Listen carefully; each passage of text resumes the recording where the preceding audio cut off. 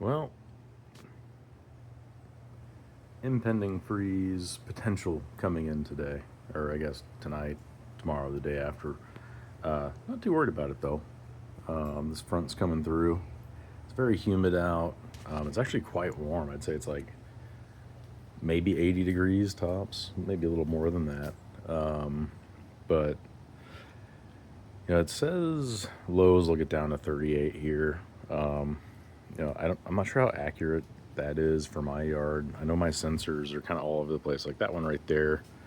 It'll drop down usually a couple degrees lower than what it actually says it is. I think we hit like 38, 39 last year, like early December, maybe late November, whatever it was. It got pretty cold. And actually, these Suriname cherries here did not like it at all. So it definitely got cold. And I'd say when it hits like 39, it probably hits 35 in my yard, close to 33, maybe 34, 33. But it's not for too long. So I'm not really too worried about it. Like over there, I've got another sensor by the starfruit. It's a little warmer over there. I think the coldest spot in the yard really is like right there in that specific spot. It might get a little colder over here. This mango right here, when it was very young, got burnt back. You can kind of see right there when it was about that big, it all the new growth that came out there died back. But it didn't die back past the graft, so it's all good. But yeah, anyways, so it does get cold here occasionally. I think when that happened, it was like 28 degrees. That was back in 2020, 2021-ish. And I didn't have as much density back here either. So, no, things are growing up more now. Neighbor's got a bigger fence, slightly warmer than normal. I think the plants will be okay. I'm not going to frost protect anything.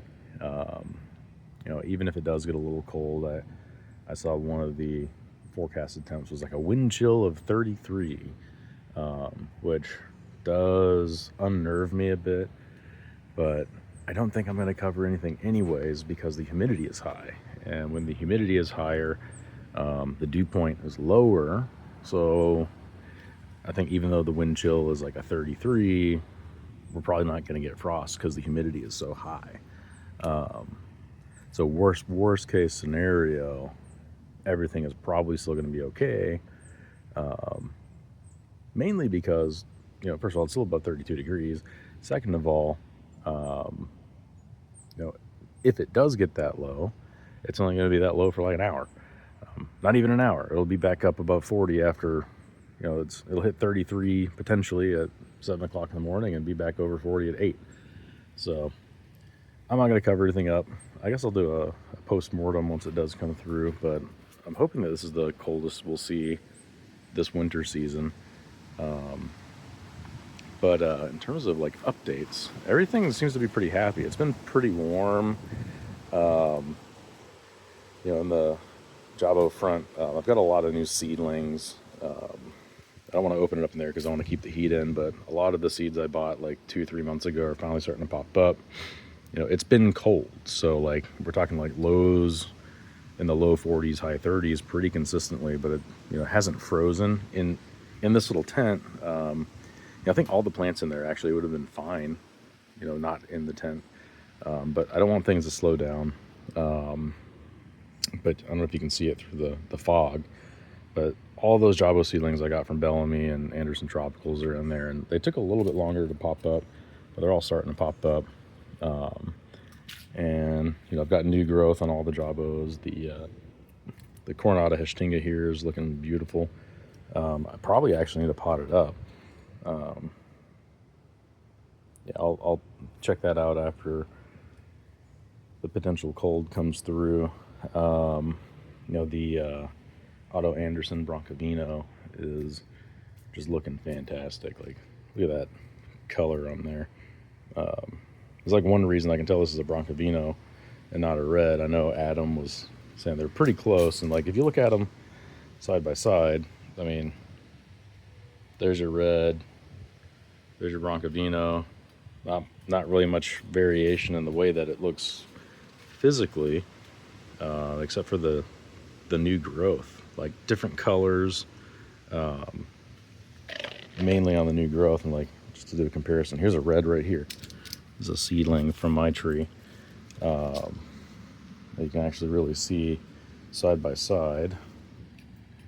New growth on the red is like more of a yellowish color. I think it does start out, no, it starts out more red on this one, and then it turns to this yellowish color, whereas like I find that the reds do get a little bit of a blush of red, but they're not like as brilliant as that on the Broncovino. Now, I don't know if that's true for all Jabos, but or all reds versus Broncovinos. But let's see if there's anything interesting on here. This is the mother tree. Actually, this thing's gearing up for a really good flowering. Like, it's, look at that, all the way up and down. This thing has just been producing all year. We got little runt fruits on it right now. Not worth really eating. I kind of save them just in case people come over and want to try it, but I save the big ones for myself. But let's see, are there any, I'm trying to find new growth on this one. Here's some new growth over here, but it's not as fresh. But you can see it's, it doesn't really turn pink like on the Broncovino. So that's how I know, at least, even though it looks like a red, it's definitely something different at the very least. So I'm trying to think what else is going on. Looks like a worm's eating this Rosa de Piscos. My beach cambuca continues to bloom and not set fruit. Yeah, they're just kind of all dropping off. It's the first time it flowered, so I'm not really surprised. It might need a cross-pollinator to really help it out. Oh, here's a nice little branch coming up there. Yeah, look at this branch is going crazy. No fruit set though, but I'm sure I'll get one eventually. The Arasa Boy fruit still hanging on, waiting for it to ripen up. So you got tons of red seedlings. Not sure what I'm going to do with those. Maybe I'll eventually find some land and make a Jaboticaba winery. Who knows? But what else? I guess we can step inside for a second. Just show like the difference in growth. So the seeds in there that are like 3 months old, barely sprouted. Some of them are like, they've got either their second or third set of leaves on them. But I sowed those like 3 months ago, 2-3 months ago. And then over here, inside, don't mind the mess, or crying baby, I'll take care of that in a second. These guys I sowed like a month ago. So they're, keeping them inside and warm. I have a heat mat underneath them.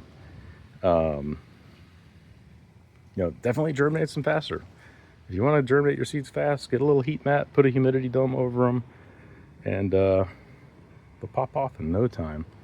So that's another way you can kind of get around the cold, even if you're in Florida. Like, things slow down in the winter, and you can get around it by giving a little nudge.